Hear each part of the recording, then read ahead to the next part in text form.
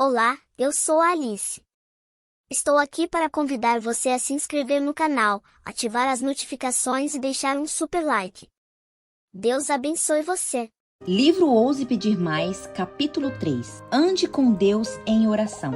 O que significa ser amigo? Valéria e eu somos melhores amigas desde os 7 anos de idade. Além de ter crescido nos divertindo juntas, depois de adulta, nós moramos juntas, viajamos juntas, fizemos missões juntas, clamamos abrindo o coração juntas e muito mais. Com tudo isso, passamos-nos a conhecer muito bem. Quando Valéria olhava para mim, com frequência, conseguia adivinhar o que ela estava pensando. E o mesmo acontece quando eu olho para ela. Agora, a distância nos separa, mas nossa amizade permanece forte. Nós conversamos com frequência, às vezes diariamente. E é claro que não precisamos fazer nenhum tipo de apresentação. Reconhecemos instantaneamente a voz uma da outra. E desde o começo, falamos aquilo que está no coração, continuando onde paramos a última conversa. Quando encontramos dificuldades, dividimos a dor uma da outra. E quando nos alegramos, compartilhamos a alegria. Somos amigas que já passaram por muitos altos e baixos ao longo dos anos. E não tenho preocupação de que Valéria descartará nossa amizade se eu disser ou fizer alguma coisa errada. É assim que nosso relacionamento com Deus deveria ser. Ele deseja habitar em nós por meio de intermédio do seu Espírito. Quer fazer parte da nossa vida diária. Se conhecermos de verdade, não será necessário fazer nenhuma apresentação quando orarmos. Ele conhece nossa voz instantaneamente e nós conhecemos a dele. E começamos a abrir o nosso coração a ele logo de início, retomando onde paremos da última vez. Se estamos chateados, dividimos isso com Deus. Se discordamos dele em algum ponto, conversamos sobre isso. Se estamos tristes, podemos chorar em seu ombro. Não há nenhum risco de Deus ir embora e nos abandonar. Assim como melhores amigos, podemos ser tão próximos de Deus que entendemos o que ele quer dizer ao longo do dia, apenas com o olhar. Salmo 32, 8 diz: Eu o instruirei e os ensinarei no caminho que você deve seguir. Eu o aconselharei e cuidarei de você. Quando estivermos em uma loja, quem sabe poderemos comprar algo que não deveríamos adquirir. Não estaremos de joelho em oração no momento, mas como passamos tempo diário em sua palavra, veremos imediatamente o seu olhar de desaprovação. Não compre isso. Você não está precisando. Ou ao ver algum enfrentando necessidade, seus olhos nos dirão: sim, ela precisa de uma palavra de ânimo. Vá conversar com ela. Deus não é um gênio no céu a quem entregamos uma lista de compras celestiais ou para quem ligamos só em momentos de emergência. Ele deve ser nosso amigo, que anda ao nosso lado e conversa conosco dia após dia. E não importa onde estejamos ou o que estivermos fazendo, nosso coração deve se voltar para ele todo instante. O livro Caminho a Cristo, lemos: a oração é o abrir do coração a Deus como um amigo. Não que isso seja necessariamente para que Deus saiba quem somos, mas para nos habilitar a recebê-lo. A oração não faz Deus descer até nós, mas nos leva até a Ele. Não só podemos comunicar com Deus como fazemos com um amigo, mas também quanto mais conversarmos com ele, mais ele começa a partilhar o seu próprio coração conosco. Se tivermos o Senhor sempre diante de nós e deixarmos o coração transbordar em ações de graça e louvores a ele, teremos frescor contínuo em nossa vida religiosa. Nossas orações terão a forma de uma conversa com Deus, como se falássemos com um amigo. Ele nos falará pessoalmente de seus ministérios. Frequentemente, advertir-nos-á um senso agradável e alegre da presença de Jesus. O coração arderá muitas vezes em nós quando ele achegar para comungar conosco, como fazia com Enoque. Quando essa for, em verdade, a experiência do cristão, ver-se-lhe-ão na vida simplicidade, mansidão, brandura, humildade de coração, que mostrarão a todos os que com ele mantêm contato e que esteve com Jesus e dele aprendeu. Necessitamos mais dessa simplicidade fresca em nossa caminhada com Deus. Quando lutemos ou passamos por dificuldades, em vez de consultar nossos melhores amigos humanos, devemos primeiro sair correndo até Deus com nossos fardos. Ele é verdadeiramente o melhor amigo que poderíamos ter. O que significa ser amigo de Deus? Uma coisa é dizer que Deus é nosso amigo. Outra coisa bem diferente é ele dizer que somos amigo dele. Se somos seus amigos, isso quer dizer que ele sabe que nós o amamos e que pode nos confiar o que vai em seu coração. Era assim com Abraão. Abraão não tinha apenas relacionamento particular silencioso com Deus. Era conhecido em toda a sua região por ser amigo de Deus. A Bíblia registra que esse foi o legado da vida do patriarca. Cumpriu-se assim a escritura que diz: Abraão creu em Deus, e isso foi creditado com justiça, e ele foi chamado amigo de Deus. Tiago 2:23. Para mim, esse título supera qualquer outra designação ministerial. Deus e Abraão era tão íntimo que o Senhor permitia que esse argumentasse acerca dos seus planos divinos. Reflita o diálogo registrado em Gênesis 18:20-33, acerca da destruição iminente de Sodoma e Gomorra. Você já se perguntou o que teria acontecido se Abraão tivesse continuado a pressionar Deus como fez? Será que o Senhor teria poupado a cidade para apenas uma ou duas pessoas justas? Talvez a porta da graça de Sodoma e Gomorra houvesse permanecido aberta um pouco mais por causa de sua insistência de Abraão, o amigo de Deus. Abraão não foi o único a desenvolver um relacionamento tão íntimo com o Senhor a ponto de poder argumentar com ele. Moisés andava e conversava com Deus todos os dias. Êxodo 33:11. Ele relata: o Senhor falava com Moisés face a face, com quem falava com um amigo. Certo dia, enquanto estavam conversando, Deus ficou muito irado porque lá no vale os filhos de Israel haviam feito para si um bezerro de ouro e o estavam adorando. Depois de tudo o que o Senhor fizera por eles, após todas as vezes que o livraram, depois de abrir as águas diante deles e alimentá-los milagrosamente com maná, eles ainda duvidavam de que Deus seria capaz de conduzi-lo até a terra prometida. Ainda se voltaram para outros deuses. Ao construir o bezerro de ouro, os israelitas anularam a sua aliança com Deus. Por causa do pecado, perderam o direito ao favor divino. O Senhor disse a Moisés: agora, pois, deixa-me para que se acenda contra eles o meu furor, e eu os consumo, e de ti farei uma grande nação. Êxodo 32:10. Moisés discordou e começou a suplicar com Deus: Deus, isso não parece o Senhor falando. O Senhor vai exterminar o seu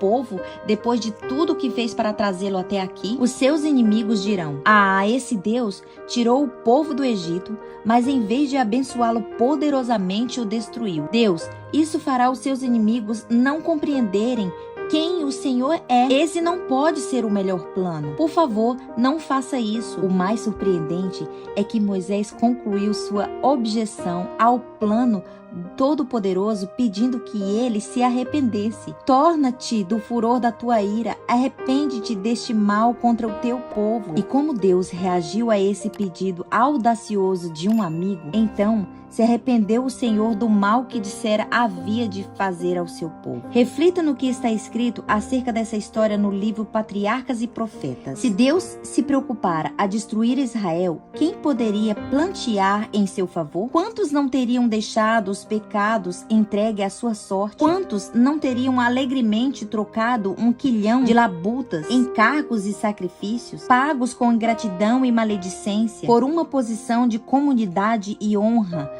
quando era o próprio Deus que oferecia o livramento? Moisés, porém, entrevia bases para esperança onde apenas aparecia desânimo e ira. As palavras de Deus: deixa-me, compreendeu ele, não proibirem, mas sim alertarem a intercessão, implicando que coisa alguma, a não ser as orações de Moisés, poderia salvar Israel, mas que, sendo assim rogado, Deus pouparia o seu povo. Essa história é um exemplo não de Deus ficar irado e Moisés ter ousadia ou suficiente para dissuadir a raiva divina e fazer o Senhor mudar de ideia, mas Deus convidando Moisés para interceder por Israel a fim de que ele pudesse agir. A justiça demandava a destruição dos israelitas. Somente as preces de um intercessor seria capaz de abrir caminho para a misericórdia divina poupá-los. Deus sabia que podia confiar essa tarefa a Moisés, assim como o amigo disse o que estava prestes a fazer. E Moisés, por ser amigo de Deus, que conhecia quem o Senhor era, atendeu ao convite. Deus deseja ter esse tipo de relacionamento com cada um de nós hoje. Ele estava em busca de intercessores como Abraão e Moisés, que se colocaram em favor de seu povo, para que ele não precisasse destruir a terra. Deus procura pessoas que desejam conhecê-lo com tamanha intimidade que possa chamá-los de amigos e confiar seu coração a elas, convidando-as para orar por coisas que elas desejam realizar. Estamos dispostos a ser amigos de Deus assim? A maioria de nossas orações hoje em dia, em vez de fazer súplicas pelo livramento do povo de Deus e pela salvação das nações perdidas, é bastante limitadas e egocêntrica. Boa parte de nossas preces se parece mais com blá blá blá espiritual. É assim que o autor Eric Leide descreveu a oração tipo blá blá blá. O blá blá blá de aspectos espirituais tende a ser egocêntricos em conteúdos implorando por confortos e proteções, prazos que precisam ser cumpridos, mãos de cirurgiões a serem guiadas, provas a se passar e alimentos a serem abençoados. Nós sempre estamos no centro. Embora não há nada de errado em orar acerca das próprias necessidades pessoais, a oração histórica da vida real é bem diferente. É baseada na noção de se esquecer do eu. A oração legítima, inspirada pelo céu, do tipo que move montanhas e alcançada tempestades, não é algo que a igreja moderna esteja acostumada a fazer. É claro que Deus se importa com os detalhes de nossa vida. O Senhor deseja que conversamos com Ele sobre essas coisas, assim como falamos com o nosso melhor amigo. Mas não quer que paremos por aí. Milhares fora de nossas portas ainda tiveram o privilégio de conhecer Cristo como nós. Milhões ao redor do mundo estão famintos pelo dom da salvação. Enquanto debatemos doutrinas ou fazemos reuniões de comunicação para discutir como ajudar nossas igrejas a crescer, cristãos em países como Irã, Coreia do Sul, do Norte, sofrem martírio por sua fé. Sabemos disso? Oramos por essas coisas? Será que nós importamos? Quando mantemos o foco em oração em nós mesmos, fica claro que não entendemos de verdade o coração de Deus. Não vemos suas lágrimas de tristeza pelos sofredores e perdidos. Quando compreendemos seu amor por aqueles que estão em trevas, nós passamos a ser parceiro dele no serviço. Choramos quando ele chora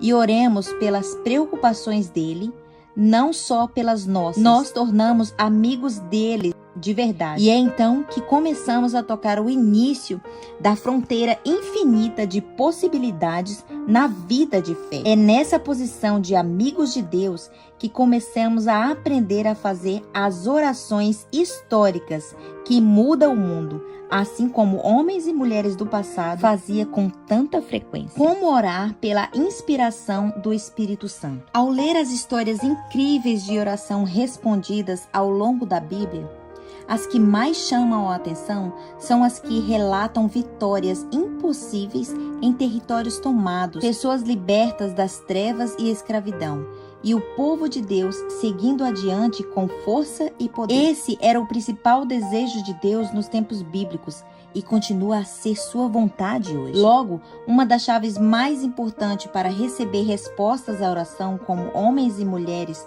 do passado é aprender a orar de acordo com o desejo de Deus. Encontramos a relação dos desejos do Senhor, principalmente em sua palavra. É por intermédio de sua palavra que ele se revela a nós, fala a nós e nos dá os fundamentos de nossas orações. Somente se estivermos enraizados em sua palavra, estaremos seguros e o Espírito Santo poderá nos ensinar de verdade como orar. A inspiração nos diz: se nos aproximarmos de Deus, Ele vai se aproximar de nós e sua glória irá à nossa frente. Ele guiará nossas petições, ensinando-nos a pedir exatamente aquilo que já comprometeu a derramar sobre nós. Com muita frequência, oramos em tom egoísta por coisas que não estão de acordo com a vontade de Deus. Em vez de pedir ao Espírito Santo aquilo que gostaria que rogássemos, oramos segundo a nossa carne. Tiago 4:3 diz: Pedis e não recebereis, porque pedis mal,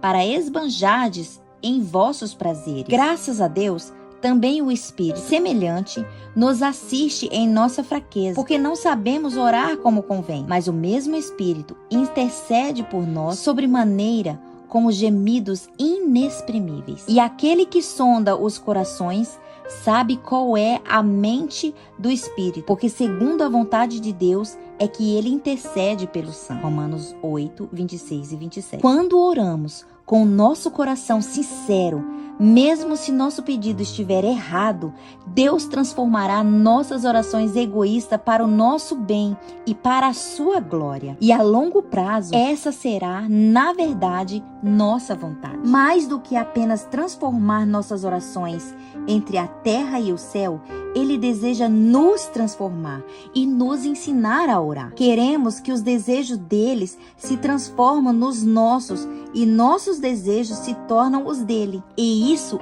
é possível. Se o instrumento humano consistir, Deus poderá e fará identificar sua vontade com todos os pensamentos e alvos, e de tal modo moldará nosso coração e mente em conformidade com a palavra, que quando obedecermos à sua vontade, estaremos simplesmente exercendo os impulsos de nossa mente. Todos os que assim forem não possuirão uma disposição profana, egoísta, pronta a executar sua própria vontade, mas terão um determinado fervoroso e fiel zelo pela glória de Deus. Essa é a beleza de aprender a orar pela inspiração do Espírito Santo. Por causa do sangue de Cristo, cujas preces justas cobrem as nossas, temos a confiança de que nossas orações chegaram à sala do trono dos céus, pois ele nos diz: e tudo quanto pedisses em meu nome, isso farei, a fim de que o Pai seja glorificado no Filho. Se me pedires alguma coisa em meu nome, eu o farei. João 4:13 e 14. Conhecimento pessoal de Deus. Muitos cristãos hoje só conhecem o Deus de seus pais, ou Deus de sua igreja. Assim apenas se deixam levar pela correnteza, seguindo o exemplo de quem está ao seu redor, mas sem nunca conhecer Deus de verdade como um amigo pessoal. Sim, cremos que Deus é o Deus da igreja, que deve ser Deus de nossa família também. Antes de mais nada, Ele precisa ser nosso Deus. Querido amigo, você conhece pessoalmente o Deus de Abraão, Isaque e Jacó? Ele é o seu Deus hoje? Você confia que o sangue dele levará os seus pecados, ou tem a esperança de ser salvo pela fé de outra pessoa? Não nos salvamos porque nossos pais andaram com Deus. Não seremos salvos porque nosso nome está escrito no rol de membros da igreja, e nem porque exercemos posição de liderança no ministério. Nenhuma dessas coisas vai nos ajudar se não escolhermos individualmente entregar o nosso coração a Deus. Devemos orar: Senhor, toma meu coração, pois não posso dar. É tua prioridade. Conserva puro, pois não posso conservá-lo para ti. Salva-me a despeito de mim mesmo, tão fraco, tão dessemelhante de Cristo. Molda-me, forma-me e eleva-me a uma atmosfera pura e santa, onde a rica corrente de teu amor possa fluir para a minha alma. Essa oração de entrega não cessa depois de nos entregarmos uma vez. Ela deve continuar a ser feita dia após dia. Não é só princípio de vida cristã que essa entrega do próprio eu deve ser feita. Deve ser renovada a cada passo dado à direção do céu. Todas as nossas boas obras dependem de um poder que não está em nós. Portanto, deve haver um contínuo almejar do coração após Deus. Uma contínua fervorosa, contrita confissão de pecado, humilhação da alma perante Ele. Só podemos caminhar com segurança por uma constante constante negação do próprio eu e confiança em Cristo. Deixemos de lado nossa agenda tão concentrada de nós mesmos e busquemos o Senhor em primeiro lugar hoje, para que a vontade dele se cumpra e o seu nome seja glorificado em nossa vida. Ousemos andar, viver e orar de maneira diferente, porque Ele verdadeiramente é nosso Salvador e amigo pessoal. Entreguemos a Ele nosso coração. Então, como os homens e as mulheres do passado, poderemos seguir adiante, fazendo pedidos audaciosos à medida que ousemos pedir mais. Não estamos falando com qualquer um, mas com o Rei que também é nosso Pai e nosso melhor amigo.